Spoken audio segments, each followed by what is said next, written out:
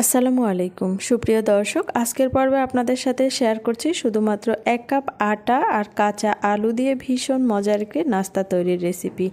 চাইলে এই নাস্তাটি আপনারা ঝটপট বিকেলে চায়ের সাথে অথবা বাচ্চাদের টিফিনেও দিয়ে দিতে পারেন। আশা করছি আজকের রেসিপিও আপনাদের ভালো লাগবে। তো চলুন মূল রেসিপি দেখে নেওয়া যাক। প্রথমে একটি মিক্সিং বলে 1 কাপ নিয়েছি আটা, দিয়ে দিচ্ছি পরিমাণ মতো লবণ আর 1 টেবিল চামচ পরিমাণ দিয়ে দিচ্ছি সয়াবিন তেল। এবার আমি শুকনো উপকরণ সুন্দরভাবে মিশিয়ে নিচ্ছি। শুকনো উপকরণগুলো খুব ভালোভাবে মিশিয়ে নেওয়া হয়ে গেছে। এখন আমি নরমাল তাপমাত্রার অল্প অল্প পানি দিয়ে একটি ডো বানিয়ে নিচ্ছি। ডোটা কিন্তু অবশ্যই অল্প অল্প পানি দিয়ে তৈরি করবেন, না হয় নরম হয়ে যেতে পারে। আমরা যেরকমের নরমাল রুটি ও পরোটা তৈরি করি ঠিক সেই রকমের একটি ডো বানিয়ে নিয়েছি। তো ডো বানানো হয়ে গেছে, এবার এটাকে কিছুক্ষণের জন্য রেস্টে রেখে দিচ্ছি আর আমি এদিকে পুর তৈরি করে নিচ্ছি। এর জন্য আমি মিডিয়াম সাইজের 2টি আলু গ্রেটারের সাহায্যে সুন্দরভাবে গ্রেট করে নিয়েছি, গ্রেট করে ধুয়ে পরিষ্কার করে নিয়েছি। এবার এখানে আমি 2টি পেঁয়াজ কুচি দিয়েছি, দিয়ে দিয়েছি কাঁচামরিচ কুচি, দিয়ে দিচ্ছি একটা ডিম আমি সামান্য পরিমাণ লবণ দিয়ে ঝুরি ঝুরি করে ভেজে নিয়েছি আর দিয়ে দিচ্ছি পরিমাণ মতো লবণ। এখন আমি এর মাঝে হাফ চা চামচ চিলি ফ্লেক্স দিয়ে দিচ্ছি, দিয়ে দিয়েছি সামান্য পরিমাণ বিট লবণ আর সামান্য পরিমাণ করে ভাজা জিরা আর ধনিয়ার গুঁড়া আর 1 চা চামচ দিয়ে দিচ্ছি চাট মশলা। হাতের কাছে চাট মশলা না থাকলে আপনারা কিন্তু চাইলে চটপটির মশলা অথবা যে কোনো নুডলসের মশলাও দিয়ে দিতে পারেন। এবার আমি আলতো হাতে সবগুলো উপকরণ সুন্দরভাবে মিশিয়ে নিচ্ছি। অবশ্যই আলতো হাতে মিশিয়ে নেবেন, না হয় কিন্তু এটা থেকে পানি ছেড়ে দেবে, তখন কিন্তু এই রোলগুলো বানাতে একদম অসুবিধা হবে। তো দেখতেই পাচ্ছেন আমি আলতো হাতে মিশিয়ে নিয়েছি। তো এই পুর বানানো হয়ে গেছে। এখন আমি যে ডোটাকে রেস্টে রেখেছিলাম, দেখুন ডোটা কিন্তু একদম সফট হয়ে গেছে। আমি আলতো হাতে একটু মথে নিচ্ছি, মথে আমি লেচি কেটে নিচ্ছি। আমি ছোট ছোট লেচি করে নিচ্ছি। তো এখানে আমি 6টা লেচি কেটে নিয়েছি। এবার আমি একটা লেচি নিয়ে এর উপরে সামান্য পরিমাণ আটা ছড়িয়ে আমি লম্বাটে একটি রুটি তৈরি করে নিচ্ছি। রুটিটা অনেক বেশি পাতলাও হবে না, আবার মোটাও হবে না। আমরা যে নর্মাল রুটি বেলি তার থেকে একটু পাতলা করে বেলে নিতে হবে। তো এখন আমার রুটি বেলা হয়ে গেছে। এবার এর মাঝে রেডি করে রাখা আলুর পুর দিয়ে আমি এভাবে ফোল্ড করে নিচ্ছি। কিভাবে আমি রোলটা তৈরি করে নিচ্ছি আপনারা কিন্তু দেখেই বুঝতে পারছেন। তো এভাবে পেঁচিয়ে নেওয়ার পরে এবার মুখে এরকম সামান্য পরিমাণ পানি লাগিয়ে নিয়েছি যাতে ভাজার সময় এটা খুলে না যায়।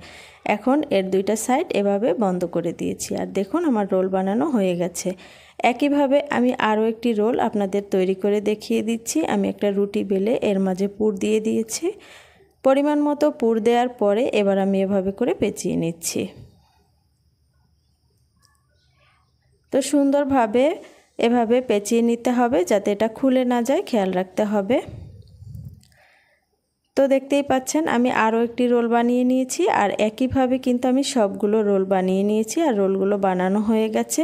এবার আমি রোল কোট করার জন্য এখানে আমি একটি বাটিতে 1/3 কাপ পরিমাণ আটা নিয়েছি, পরিমাণ মতো মানে সামান্য পরিমাণ মরিচের গুঁড়া, সামান্য পরিমাণ লবণ, হাফ চা চামচ চিলি ফ্লেক্স আর দিয়েছি কিছু ধনেপাতা কুচি। এবার আমি পাতলা একটি ব্যাটার বানিয়ে নিচ্ছি। তো আমি চামচের সাহায্যে সুন্দরভাবে এটাকে মিক্স করে নিচ্ছি যাতে কোনো দানা না থাকে, তাই আমি এভাবে নেড়ে সুন্দরভাবে মিক্স করে নিয়েছি। আর আমার ডো মানে ব্যাটার বানানো হয়ে গেছে। এবার এর মাঝে সামান্য পরিমাণ তিল দিয়ে দিয়েছি। তিলটা দিয়ে আমি আবারও সুন্দরভাবে মিশিয়ে নিচ্ছি।